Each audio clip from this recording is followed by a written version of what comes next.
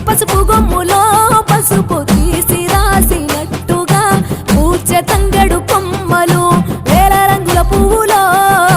బతుకమ్మని చీరలు కోరేటిలో కలువలో గౌరమ్మని రవికలు ఎంతటి అందాల మహారాణివే నీ చుట్టూ పూలన్నీ చలికత్తెలే